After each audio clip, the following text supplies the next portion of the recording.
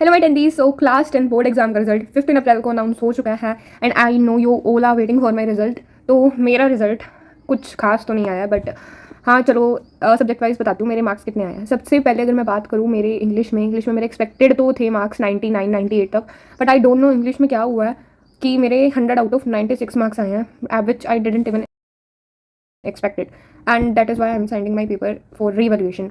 तो इंग्लिश में मेरे एक्सपेक्टेड नहीं थे। मैं घर जब आई थी, जब मैंने टोटल भी किए थे, मेरे मार्क्स अब वो 99 98 बन रहे थे, बट पता नहीं कैसे क्या हुआ 96 मार्क्स आए हैं एंड पता नहीं क्या हुआ। एक बार मैं रीवैल्यूएशन के लिए पेपर को रिक्वेस्ट मतलब सीबीएसई में रिक्वेस्ट भेजूंगी रीवैल्यूएशन के लिए। सेकंड सब्जेक्ट की बात करें तो लैंग्वेजेस सब्जेक्ट की बात करते हैं, सेकंड हिंदी की। तो हिंदी में मेरे 97 आउट ऑफ 100 आए। I think that is pretty good. इतने ही मैंने एक्सपेक्ट करे थे और इतने ही आए हैं। वैसे ठीक है, अच्छे हैं हिंदी में भी मार्क्स, बिकॉज आई नो मेरी हिंदी की राइटिंग मेरी इतनी बेकार राइटिंग है मेरी हिंदी में, एंड दैट इज़ वाई ठीक आए हैं मार्क्स। तो अगला सब्जेक्ट की अगर मैं बात करूँ मैथमेटिक्स में मार्क्स, सबसे पहले एक आपको प्रिकॉशन दे दूँ। मेरा मैथमेटिक्स का सेट 3 था एंड मैं मैथमेटिक्स स्टैंडर्ड की स्टूडेंट हूँ। मैंने मैथमेटिक्स स्टैंडर्ड ली थी एंड मेरा सेट 3 था, तो उसके अकॉर्डिंग आपको सबको पता है इस बार का पेपर सेट 3 का कैसे आया हुआ था। जेई लेवल तक का पेपर गया हुआ था सेट 3 का। एंड मेरे एग्जाम सेंटर पे कुछ प्रॉब्लम हुई थी। अराउंड 10-15 पे पेपर मिल जाता है हमें, 15 मिनट रीडिंग टाइम मिलता है हमें, फिर 10:30 पे पेपर शुरू हो जाता है। तो हमें पेपर मिला ही 10:35 पे था। I don't know what problem happened here. मुझे कोई आइडिया नहीं क्या प्रॉब्लम हुई थी वहाँ पे, इंटरनल कोई प्रॉब्लम कोई इशू हो गया था वहाँ पे, तो उसकी वजह से भी हमारा पेपर डिले हो गया था। तो हमें कम टाइम मिला था एंड उसकी वजह से भी मेरा पेपर थोड़ा सा छूट गया था। आई नो मैंने एमसीक्यू कितने कैसे करे हैं। मैंने 10 मिनट के अंदर 20 एमसीक्यू करे हैं। एंड सो अगर मैं मार्क्स की बात करूँ, मेरे मैथ्स में 90 मार्क्स है 100 में से।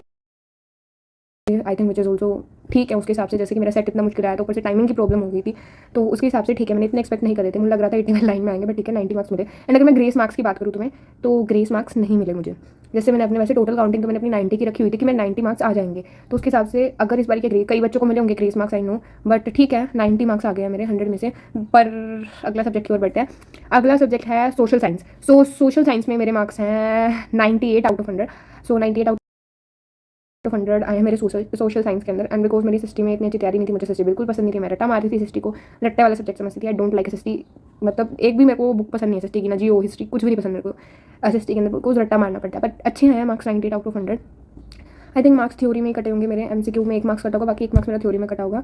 तो अगर मैं अगले सब्जेक्ट की बात तो करूँ, तो अगला सब्जेक्ट है इन्फॉर्मेशन टेक्नोलॉजी ले रखा था मैंने, तो उसके अंदर मेरे मार्क्स आए हैं 48 आउट ऑफ 50, 100 नहीं 50, 48 out of 50 and actually marks है 98 आउट ऑफ 100 प्रैक्टिकल को मिला के।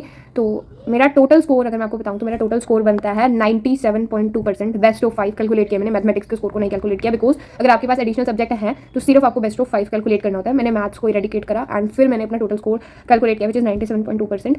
अच्छा है, प्रीटी गुड है, but I was expecting 98%, 98 above percent. ठीक है चलो कोई नहीं, 97.2% आया। एंड अभी इंग्लिश के पेपर को भी रिवैल्यूएशन के लिए भेजना है मैंने, सो भी ठीक है, अच्छा स्कोर है। मैथ्स के एग्जाम में भी थोड़ी गड़बड़ी हो गई थी, बिकॉज मैथ्स में मेरे को 100 चाहिए थे, पर वहाँ पे थोड़ी गड़बड़ी हो गई थी। That is okay. चलो 97.2% आया। एंड अगर एक बात बता दूँ आपको कि आपकी 10th की मार्कशीट बिल्कुल भी काम नहीं आने वाली। बस 10th की मार्कशीट आपकी डेट शीट, मतलब आपकी डेट शीट कह रही हूँ, आपकी डेट ऑफ बर्थ के लिए काम आएगी। ठीक है, वैसे आपकी 10th की मार्कशीट नहीं काम आने वाली, but it is a proud moment for all of us. कि आपको एक और चीज़ बताना चाहती हूँ कि I have topped my school. मेरे स्कूल के अंदर अभी तक हाईएस्ट स्कोर 96% तक गया हुआ था प्रीवियस जितने भी साल हैं, एंड उसके अंदर मेरे 97.2% आए हैं अब तक के highest. I am record maker of my school.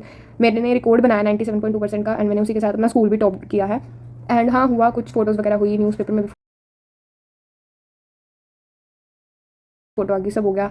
सो एक चीज़ आपको कहना चाहती हूँ, चाहे मैंने एक्सपेक्टेड मार्क्स 98% थे एंड इससे भी ज़्यादा थे एक्सपेक्टेड मार्क्स, तो क्योंकि उस लेवल की मेहनत की थी। अगर आपको पता है कितना दुख होता है जब आपने मेहनत ज़्यादा करी और आपकी परसेंटेज कम आता है, बहुत ज़्यादा दुख होता है। हुआ था थोड़ा सा, रोई वगैरह भी मैं, बट ओके ठीक है, सबने कॉन्ग्रेचुलेशन कहा, इतना कुछ हुआ।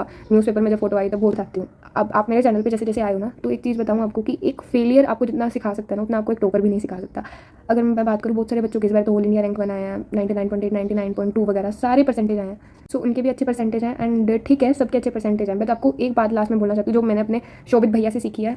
आई am next topper student, so मैंने उन्हीं से सीखी है बात कि जितना एक आपको फेलियर सिखा देता है ना अपनी लाइफ के अंदर, उतना आपको एक टॉपर भी नहीं सिखा सकता। सो बट उसी के साथ मैं आपको गाइड करना चाहती हूँ इस चैनल के ऊपर। So do subscribe for more strategies, tips and more result videos. Subject wise strategies लाऊंगी आगे, मैं सब कुछ गाइड करूँगी इसी चैनल पे। सो नीचे बेल आइकन दिख रहा होगा, उसको सब्सक्राइब कर लेना। Bye bye.